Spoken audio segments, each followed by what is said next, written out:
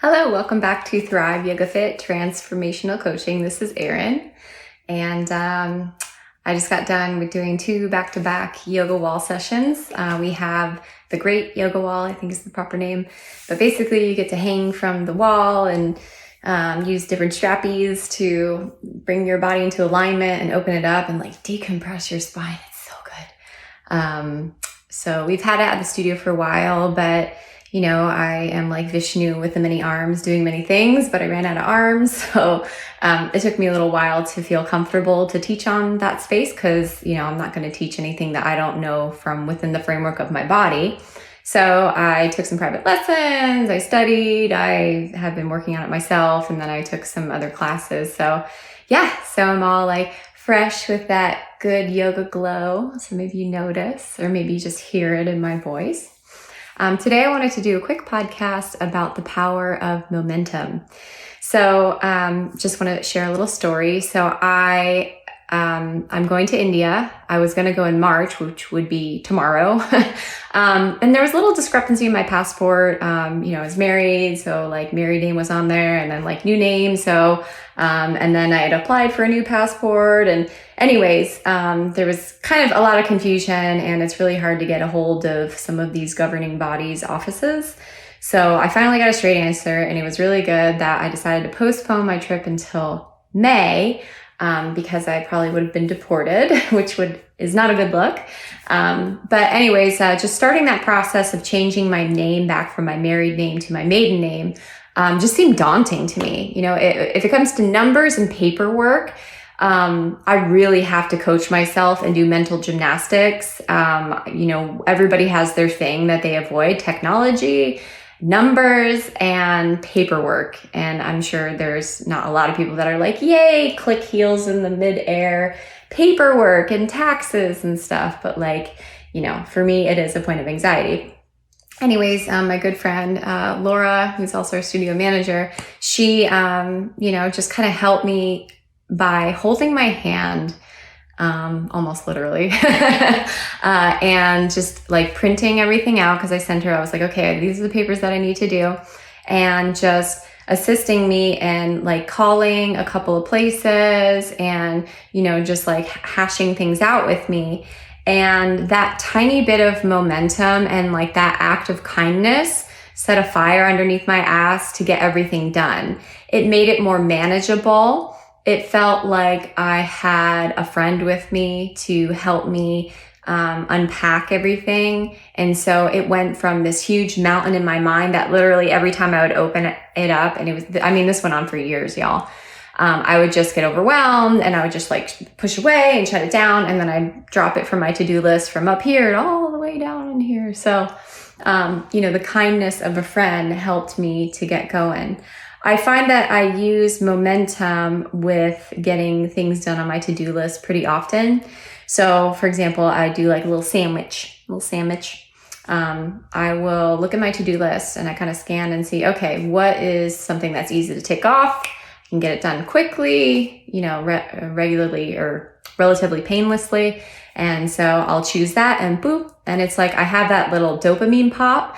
I have that little, you know, rush inside of my body, little tiny thing. And it gives me just a little bit of energy and excitement to get the next thing done, because those little check marks on the to-do list does work with your psyche. So you can hack it.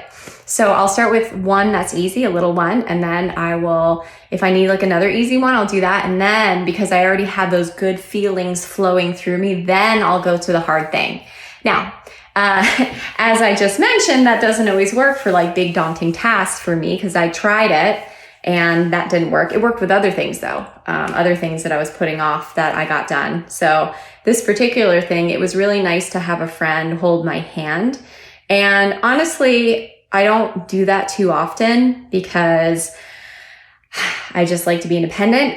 I like to get things done on my time, and maybe you can relate to that, but the value of having a trusted and loving friend just compassionately and without judgment assist me and just helping me like getting the momentum. It's almost like, you know, as a little kid, you're trying to ride the bicycle and your parent or you know, parental figure is just sort of like gently like pushing your bum forward, and you're like, oh, I can do this. It kind of felt that way. And then once you have the momentum, you start pedaling your feet and you start going, and the wind's whipping in your hair and you're feeling good. So I've been feeling a little stuck lately. I don't know what it is. Maybe I haven't done one of my silent retreats. I'm a little overdue for one of those. I was going to go to one, and then I went to one. It was cut short because of the storm, and there was like a couple of things that got pushed in the way. And then applying for Vipassana retreats, if you're interested in that, I know a couple of people that are going to those. It's, you have to apply like the morning of, like within an hour of them releasing the dates, because a lot of times they fill up. I think especially because they're by donation. So it's, some people might think free or like, low cost, which that's fine. But, I wasn't like hopping on it as quickly as I could, or I would, find out, those times work out perfectly. Oh, they already released the date. Oh, it's already full. So, finding little ways to hack myself is important, just to kind of keep things going. I've been making sure that I show up for my meditation every day. And because I've been a little like stuck in the mud, I've been taking more yoga classes than I've been, doing yoga practice on my own. I still do it at least once or twice a week. And if you broaden the definition of yoga beyond asana postures, which is how I live it, but when I communicate in layman's terms, if I say asana, everybody might not know what I'm talking about. And that's why I say yoga sometimes, in place of asana. Though, when I do asana, I am practicing the 8 limbs. So I'm breathing, I'm using pratyahara, I'm using dharana, I'm using pranayama. So I've been more taking classes. And also, I feel like a need for enrichment. I said that last year was my Saraswati year, and I think it has spilled over into this year. I want to be enriched. I want to be taught. I want to be the student sometimes. I've been leading for so long in my life that, just being the student and like receiving and accepting is refreshing. And maybe you can relate, like if you're a strong leader in your life, like I am, that shit gets old. I like being a leader in a lot of ways, but in other ways, like I want to be the student, like I want to be led. So that momentum, I'm using it, and I'm kind of like riding the wave today and the last few days. I feel really good about that. I thought I would share that with you, and I hope that works. One last thing I want to add on to that is, as far as momentum and getting things going, if you think of results ahead of time, I've talked about this quite a few times on this podcast, but just because this podcast is about momentum, I'm going to remind you about that. And for those of you who are new, if you think of how you will feel after the task is done, I'll feel relieved, I will feel happy, I will feel light, whatever it is. Once you consider that and you bring those feelings up in your body, that is another way to get that energy and that momentum of going forward, because your body doesn't know the difference between what your mind is telling it, right? So if you think about that and you pull up those real feelings in your body, then a lot of that time that will help you to get going. That is a hack that I use for the gym, and that's a hack that I use for yoga practice very often. And actually, I was going to eat a Reese's cup today. I was so going to do it, and I don't do well with dairy. I know that. And I thought about my results ahead of time. I thought, okay, will you enjoy chewing it? Yeah, like it tastes good. But then I thought, it doesn't make me feel good. I don't enjoy it that much. And I actually feel a little worse after I eat it. And so it's very easy to say no. So you can use it either to give you momentum forward or to keep your momentum going and not make bad choices. So I hope that helps. I do have a Costa Rica yoga teacher training retreat coming up in June 10th to the 23rd. I have 2 spots left if you'd like to come join us.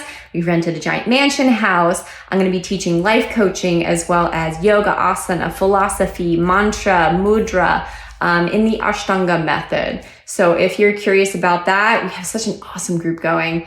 And I just want to find all the ways I can spoil you. We also have a private chef. That's new. I didn't know that when I first signed everybody up. So that's a surprise. So hopefully you can come join us. You can reach out Erin at erincoach.com. You can check out thriveyogafit.com. If you're local, we do have a silent retreat happening March 19th. It is led by myself and Derek Hawkins at Thrive Yoga and Fitness in Bradenton. Thank you so much. Check out some of those things I mentioned, and good luck with that motivation. Fingerguns. Namaste. Thank you so much for listening. If you want to support the podcast and if it's helping you, please consider writing a review. You can go to iTunes or Google Play, go into the search bar and type in Thrive Yoga Fit Transformational Coaching, scroll down, and you can leave a review. This helps other people to find me as well as bumps us up in the search ratings. Also, this podcast is sponsor-free, so that means we don't receive anything for doing it. If you feel so inclined and this podcast is helping to support you and you want to return the favor and help to support any production costs of the podcast, feel free to give a donation to a Venmo link, Thrive Yoga Fit, or PayPal, Erin at erincoach.com. If you don't have the means, don't worry about it. We're not going anywhere. You're all good. But if you would like to give back, you can give back in those ways. Thank you so much. Namaste.